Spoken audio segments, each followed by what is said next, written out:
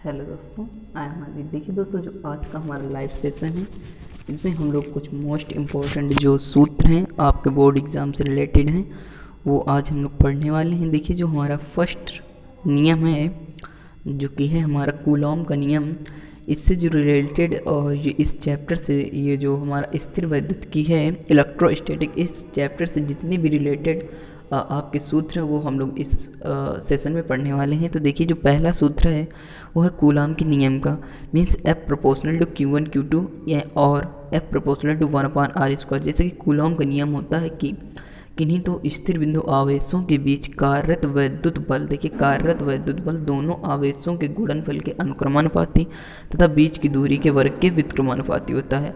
और जैसे ही हम प्रोपोर्शनल का चिन्ह हटाएंगे तो 1/4πε0 कांस्टेंट के रूप में जुड़ जाता है। तो यहाँ पर क्या हो जाएगा, F बराबर 1/4πε0 Q1 Q2/r²। अब देखिए, जो हमारा नेक्स्ट सूत्र है वो है वैद्युत क्षेत्र की तीव्रता का, जो कि होता है E बराबर F/Q0। ठीक है, तो इसकी परिभाषा क्या होती है कि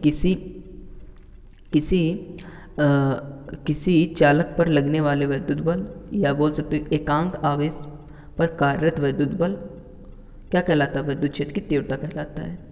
देखिए, और इसको आप दूसरे सूत्र से भी निरूपित कर सकते हैं, जो कि है V/D, यानी कि समय के साथ में विभव में परिवर्तन की दर को, ठीक है, दूरी के साथ विभव परिवर्तन की दर को क्या कहते हैं, वैद्युत क्षेत्र की तीव्रता कहते हैं। अब देखिए, जो हमारा नेक्स्ट सूत्र है वो है बिंदु आवेश के कारण वैद्युत क्षेत्र की तीव्रता, जो कि है E बराबर 1/4πε0 Q/r²। ठीक है, अब देखिए हम लोग नेक्स्ट समझेंगे वैद्युत द्विध्रुव का आघूर्ण टाउ बराबर Q/2L। क्या होता है, टाउ बराबर Q/2L होता है। मीन्स किन्हीं दो आवेशों में से किसी एक आवेश तथा दोनों आवेशों के बीच की अल्प दूरी के गुणनफल को क्या कहते हैं, वैद्युत द्विध्रुव का आघूर्ण कहते हैं। ठीक है, अब हम लोग समझेंगे इसके आगे। और ये जो टाउ बराबर P vector cross E vector है, ये है एक समान वैद्युत क्षेत्र में स्थित द्विध्रुव के कारण उत्पन्न वैद्युत क्षेत्र की तीव्रता। ठीक है, या द्विध्रुव का आघूर्ण, उत्पन्न वैद्युत क्षेत्र की तीव्रता। ठीक है ना, इस द्विध्रुव का आघूर्ण नहीं होगा, वैद्युत क्षेत्र की तीव्रता। तो क्या होती है, टाउ बराबर P vector cross E vector. अब देखिए, हम लोग अगला सूत्र समझेंगे, जो कि है वैद्युत द्विध्रुव की अच्छी स्थिति में इलेक्ट्रिक फील्ड।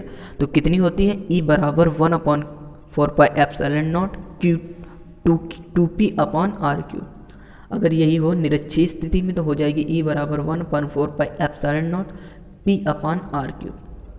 अब देखिए, हमारा जो नेक्स्ट चैप्टर है, जो कि है गॉस की प्रमेय, इसमें जो सबसे पहला सूत्र है वो है गॉस थ्योरम का, जो कि phi बराबर Q/ε0। इसकी परिभाषा क्या होती है कि किसी बंद पृष्ठ से गुजरने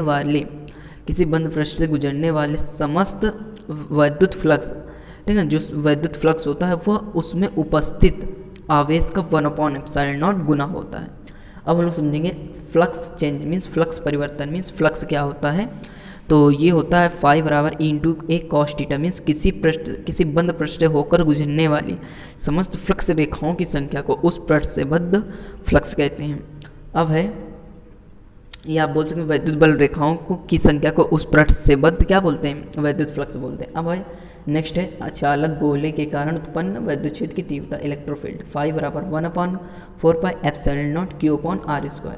नेक्स्ट है E बराबर 1/4πε0 Q/r²। ये भी आप लोगों को उसी में पढ़ना है। अब रेखीय आवेश घनत्व, तो देखिए, जो रेखीय आवेश घनत्व होता है वो होता है लैम्डा बराबर Q/L। परिभाषा क्या होगी, किसी चालक के एकांक लंबाई में उत्पन्न वैद्युत आवेश की मात्रा को क्या कहते हैं, रेखीय आवेश घनत्व कहते हैं। नेक्स्ट है रिज रेखीय चालक के कारण उत्पन्न वैद्युत क्षेत्र की तीव्रता, जो कि होगी E बराबर 1/2ε0 λ/r। अब देखिए, ये लैम्डा क्या होता है, ये होता है रेखीय आवेश घनत्व। ठीक है ना, क्या होता है रेखीय आवेश घनत्व। और पृष्ठीय आवेश घनत्व क्या है, तो किसी चालक के एकांक क्षेत्रफल में उत्पन्न आवेश को क्या कहते हैं, पृष्ठीय आवेश घनत्व कहते हैं। अब जो लास्ट है वो है एक समान मोटाई की समतल चादर के कारण उत्पन्न वैद्युत क्षेत्र की तीव्रता, जो कि होती E बराबर σ/2ε0। ठीक है ना दोस्तों। तो अगर दोस्तों आप लोगों को ये वीडियो अच्छा लगा